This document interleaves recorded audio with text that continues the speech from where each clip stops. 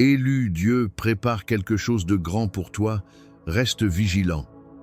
Il y a des moments dans la vie où tout semble s'arrêter, pas d'une façon dramatique, pas d'une façon que tu peux montrer aux autres pour qu'ils comprennent, mais d'une façon intérieure, profonde, silencieuse. Comme si le monde continuait de tourner autour de toi pendant que toi, tu es suspendu dans un entre-deux que tu ne sais pas encore nommer. Tu n'es plus là où tu étais. Tu n'es pas encore là où tu vas.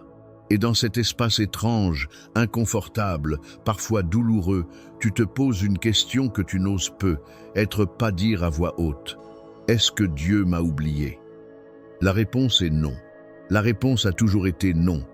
Et c'est ce que nous allons explorer ensemble aujourd'hui, jusqu'au fond, jusqu'à la racine, jusqu'à l'endroit en toi où la foi vacille mais ne s'éteint pas. Si tu regardes cette vidéo aujourd'hui, ce n'est pas un accident.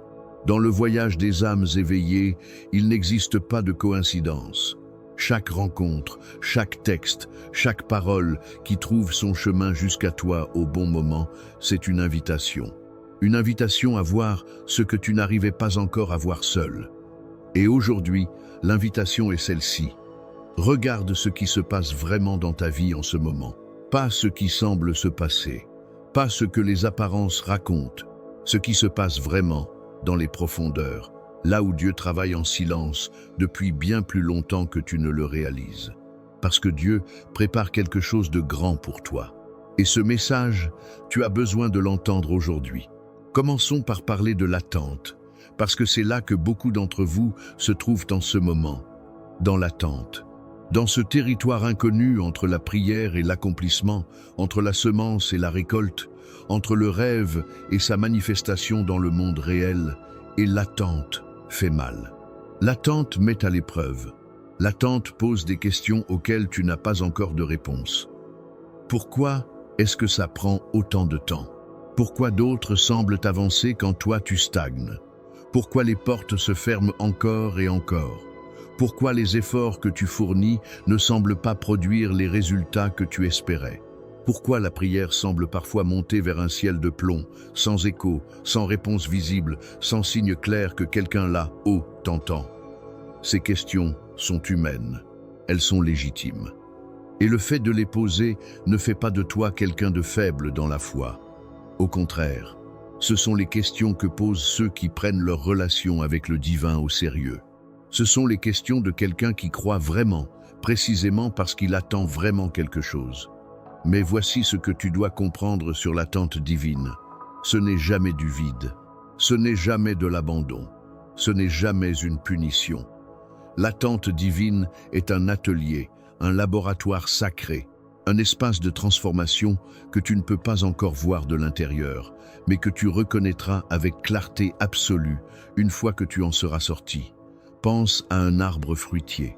Avant que le fruit apparaisse, il y a des mois de travail invisible. Les racines s'approfondissent, les branches se renforcent, la sève circule dans des endroits que l'œil ne peut pas voir. Et si quelqu'un passait devant cet arbre au milieu de l'hiver, il pourrait conclure que l'arbre est mort, stérile, inutile. Mais l'arbre n'est pas mort, l'arbre se prépare.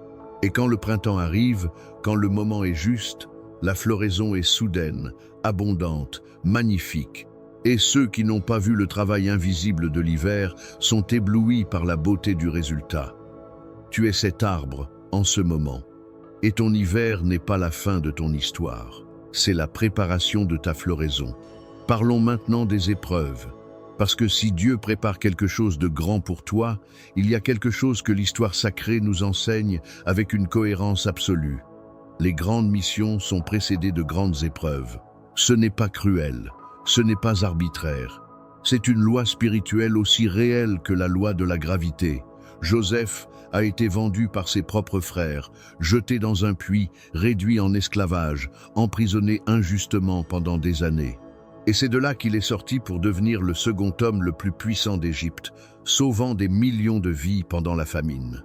Si tu lui avais demandé, au fond de ce puits, ce que Dieu était en train de faire, il n'aurait peut-être pas pu répondre. Mais Dieu voyait l'Égypte, Dieu voyait la famine à venir, Dieu voyait les millions de vies à sauver. Et Joseph n'était pas encore assez grand pour porter cette mission. Le puits, l'esclavage, la prison, c'était l'université de son âme. C'était la formation que nul autre programme n'aurait pu lui donner. Moïse a passé 40 ans dans le désert avant d'entendre la voix du buisson ardent. 40 ans, dans l'oubli apparent, dans la simplicité d'une vie de berger loin de tout ce qu'il avait connu. Et c'est dans ce désert que son caractère a été forgé, que son arrogance de prince égyptien a été transformée en douceur prophétique, que sa force a appris à servir plutôt qu'à dominer. Et quand il a finalement entendu la voix divine, il était prêt. Pas parfait, pas sans doute, mais prêt. David, avant de devenir roi, a été berger, a tué un lion, a tué un ours, a affronté Goliath avec une simple fronde, a fui pour sa vie dans des grottes et des déserts, a été trahi, abandonné, menacé de mort. Et c'est toute cette expérience condensée, toute cette forge douloureuse qui a fait de lui le roi après le cœur de Dieu, pas le trône qui l'a fait roi. Les grottes l'ont fait roi. Je te dis tout cela parce que je veux que tu regardes tes épreuves actuelles avec des yeux différents. Pas avec des yeux qui cherchent à supprimer la douleur. Pas avec des yeux qui minimisent ce que tu vis, mais avec des yeux qui se demandent « Qu'est-ce que cette épreuve est en train de construire en moi ? Quelle qualité est-elle en train de forger ? Quelle faiblesse est-elle en train de révéler pour que je puisse la transformer ? Quelle profondeur est-elle en train d'ajouter à mon âme ? Parce que les grandes responsabilités exigent des âmes profondes. Et la profondeur ne s'acquiert pas dans le confort. La profondeur se gagne dans les descentes, dans les nuits sans réponse, dans les matins où tu continues malgré tout, dans les moments où tu choisis la foi quand la logique te dit d'abandonner. Et toi, tu as continué. Tu continues encore. Et ça, c'est la preuve que tu es en train de passer. Parlons maintenant de la foi, la vraie foi, pas celle qu'on exhibe dans les bons moments, pas celle qu'on affiche facilement quand tout va bien et que les signes sont évidents, mais la foi obscure, la foi des nuits sans étoiles, la foi qui n'a rien d'autre sur quoi s'appuyer que cette conviction intérieure, irrationnelle, indéracinable, que Dieu est là même quand tu ne le sens pas. Que le plan existe même quand tu ne le vois pas, que la promesse tient même quand tout autour te dit qu'elle s'est effondrée. Cette foi-là est la plus rare et la plus précieuse qui soit, et c'est précisément celle que tu es en train de développer dans cette saison de ta vie. Il y a une vérité que très peu de personnes ont le courage de dire dans les communautés spirituelles et religieuses. La foi authentique n'est pas l'absence de doute. La foi authentique est la décision de continuer malgré le doute. La foi authentique n'est pas la certitude émotionnelle permanente. C'est l'ancrage dans quelque chose de plus profond que les émotions. Quelque chose que les émotions ne peuvent ni créer ni détruire. Jésus lui-même, dans l'agonie de Gethsémani, a demandé que la coupe s'éloigne de lui. Il a ressenti la peur. Il a ressenti la douleur de ce qui approchait. Et pourtant il a dit « Non pas ma volonté, mais la tienne ». Ce n'était pas une capitulation. C'était la foi la plus haute qui soit. La confiance absolue que le plan divin, même douloureux, même incompréhensible dans l'instant, contenait quelque chose que l'œil humain ne pouvait pas encore voir. Et c'est exactement là où tu es invité à te placer en ce moment. Non pas à supprimer ce que tu ressens, non pas à faire semblant que tout va bien quand tout ne va pas bien, mais à dire dans les profondeurs de ton être, au milieu de la douleur et de l'incompréhension, « Je ne vois pas encore, mais je fais confiance à celui qui voit tout. » C'est la prière la plus courageuse que tu puisses faire, et Dieu l'entend. Dieu l'entend toujours. Parlons maintenant des signes. Parce que quand Dieu prépare quelque chose de grand pour quelqu'un, il y a des signes reconnaissables pour ceux qui savent regarder. Et je veux que tu les reconnaisses dans ta propre vie. Le premier signe, c'est l'isolement. Beaucoup de personnes destinées à une grande mission traversent une période d'isolement apparent avant l'accomplissement. Les relations qui s'effritent, le sentiment de ne plus appartenir au même cercle qu'avant. La difficulté à te retrouver pleinement dans les conversations de surface. Une solitude que tu n'as pas choisie, mais qui semble s'installer. Cet isolement n'est pas une punition, c'est une séparation. Dieu te sépare de ce qui ne peut pas aller avec toi là où tu vas. Il crée un espace autour de toi pour que tu puisses entendre sa voix plus clairement, sans le bruit de tout ce qui te distrayait. Le deuxième signe, c'est le dépouillement. Peut être que tu as perdu quelque chose récemment, un emploi, une relation, une identité, un projet en lequel tu avais tout investi, un rêve qui ne s'est pas réalisé comme tu l'espérais.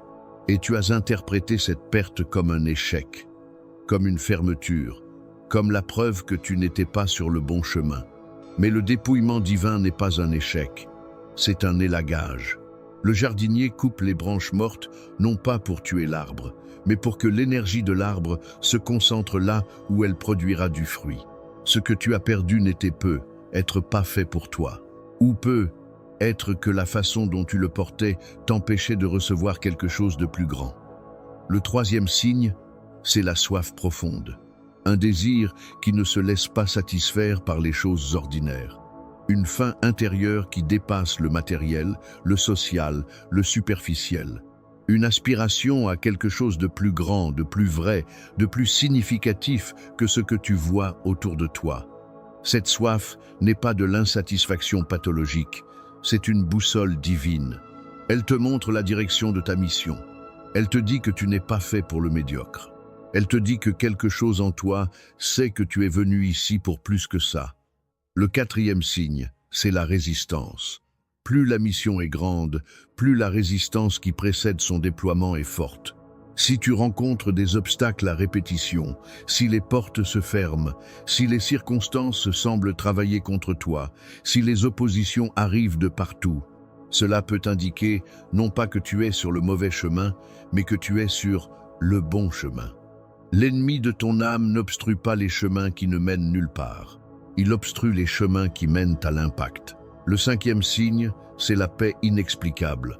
Au milieu de tout le chaos, au milieu de l'incertitude, au milieu des questions sans réponse, il y a quelque chose, dans les moments les plus calmes, une paix qui n'a aucune raison logique d'être là. Une paix que le monde n'a pas donnée et que le monde ne peut pas retirer. Cette paix est la signature de Dieu dans ton chaos. C'est lui qui te dit « Je suis là, je tiens, tu peux respirer ». Si tu te reconnais dans ces signes, alors entends ce que je te dis maintenant avec toute la clarté que je peux mettre dans ces mots. Tu es dans ta saison de préparation. Et ta saison de préparation touche à sa fin.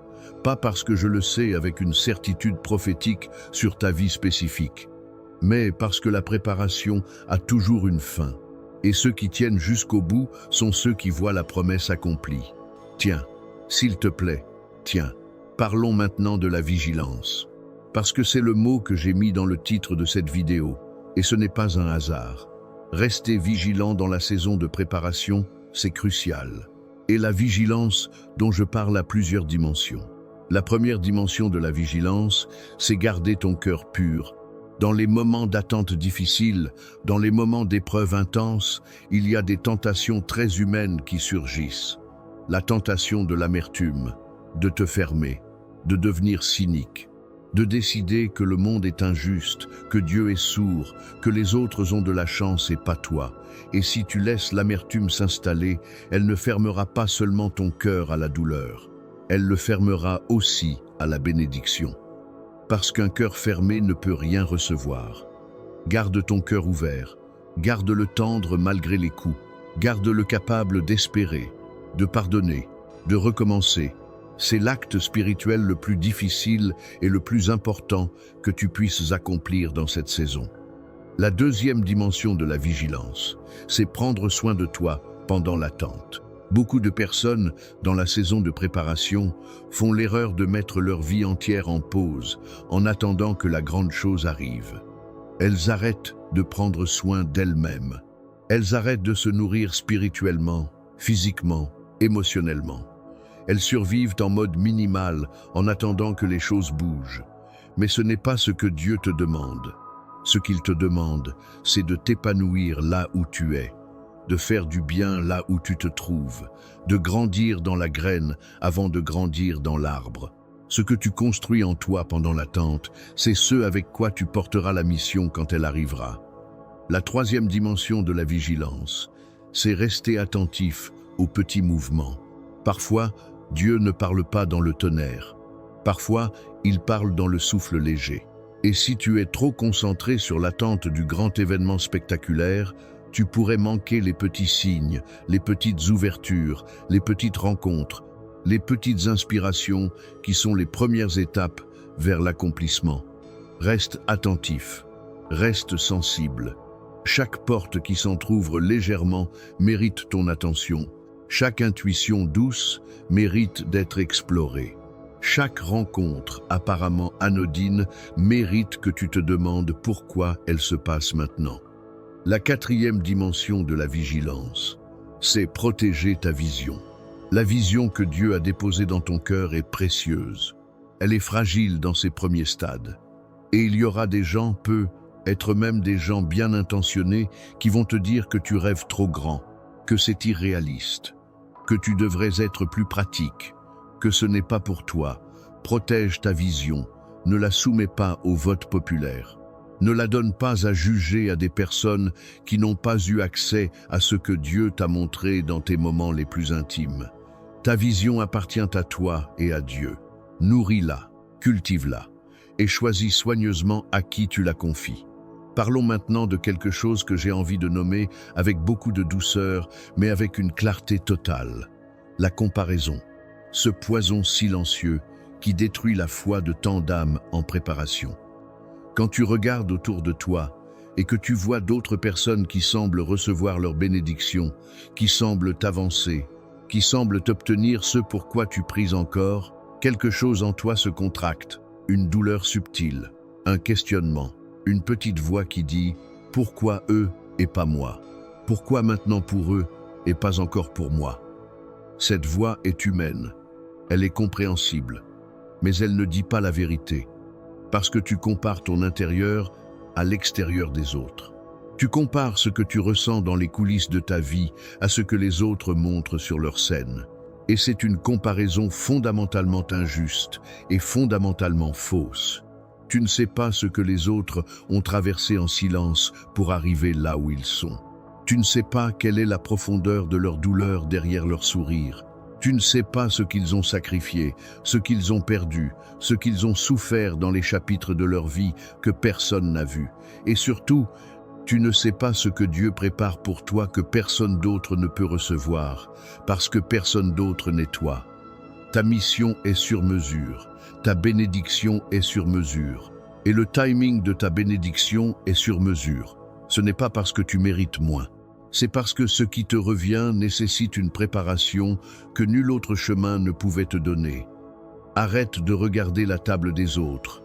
Dieu est en train de préparer la tienne, et quand elle sera servie, elle sera exactement ce qu'il te faut, exactement au moment où tu seras prêt à le recevoir pleinement. Je veux maintenant parler de la prière dans cette saison, parce que la façon dont tu pries dans une saison de préparation intense est cruciale. Beaucoup de personnes prient uniquement pour sortir de l'épreuve. Seigneur, fais que ça s'arrête. Seigneur, ouvre cette porte. Seigneur, donne-moi ceci. Seigneur, enlève-moi cela. Et ces prières sont légitimes. Dieu les entend et les reçoit.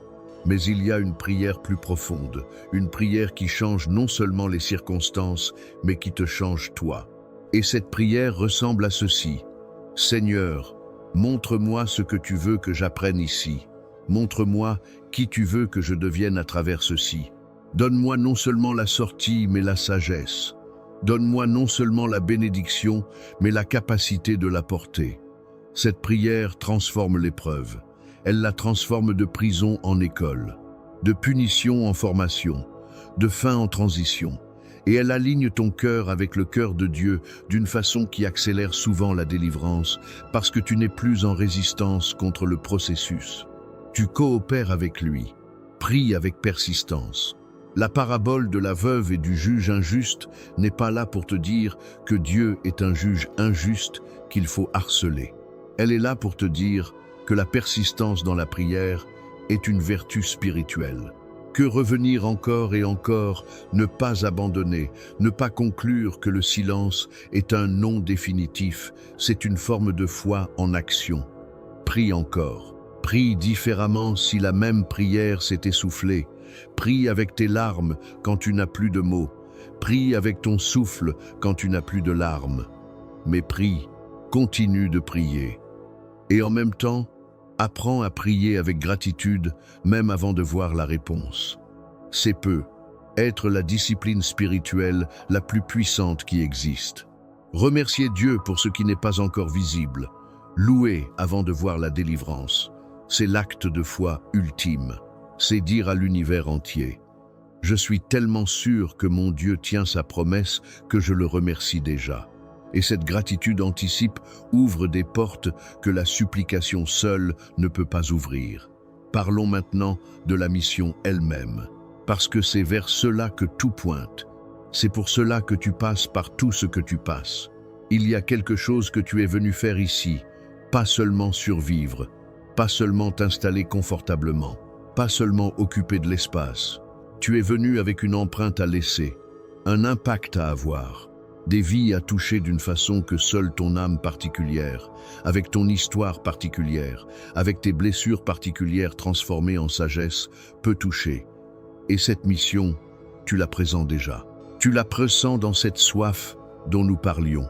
Tu la présentes dans ces moments où quelque chose s'allume en toi, quand tu touches certains sujets, quand tu aides certaines personnes, quand tu crées certaines choses, quand tu te retrouves dans certains espaces. Cette étincelle que tu ressens à ces moments-là, c'est la reconnaissance de ton âme.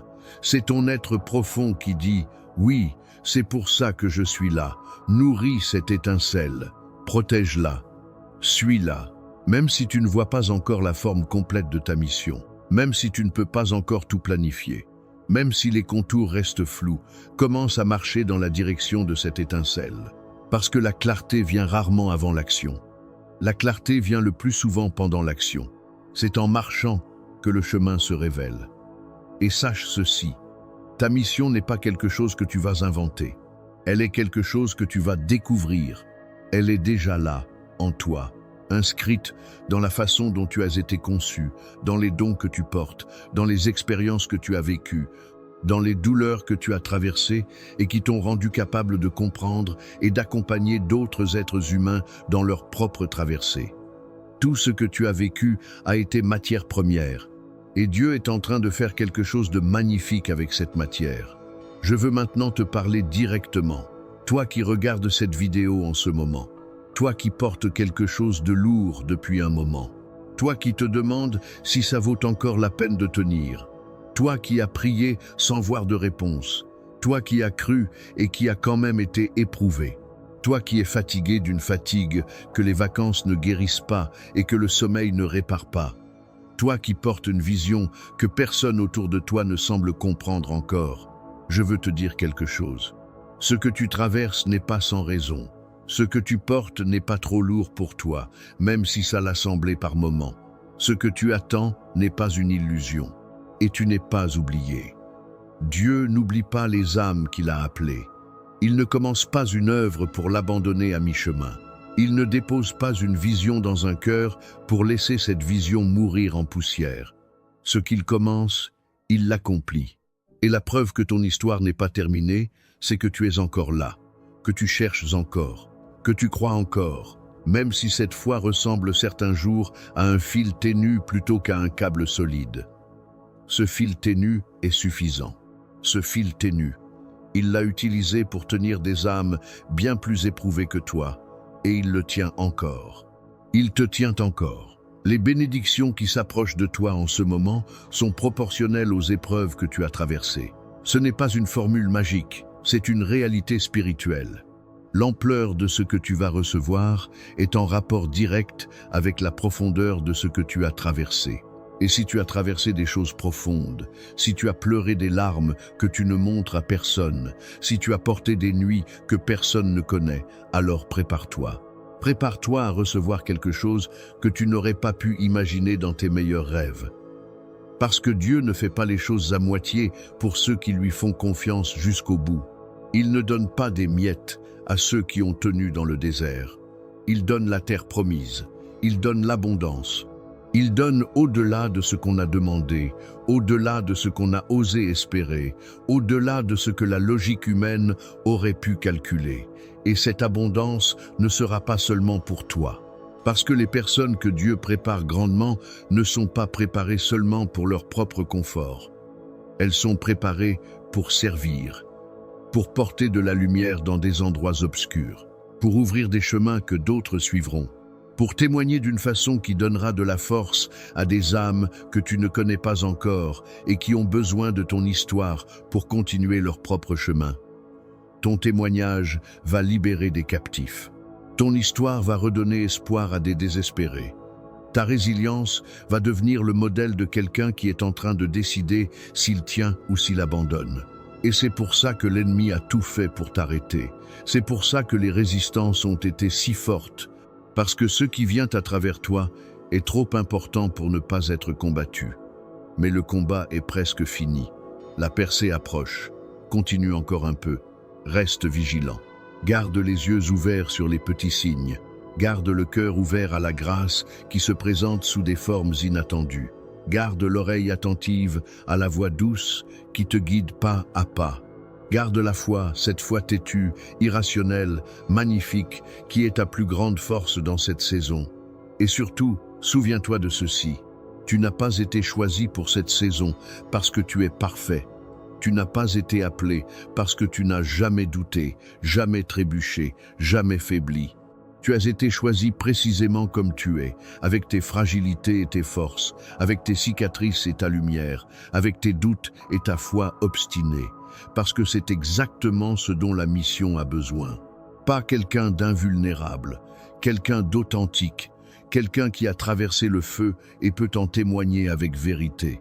Quelqu'un dont la lumière est d'autant plus crédible qu'elle a brillé dans de vraies ténèbres. Tu es cet élu, et quelque chose de grand t'attend. Reste vigilant, reste fidèle, reste toi-même. Ton heure vient.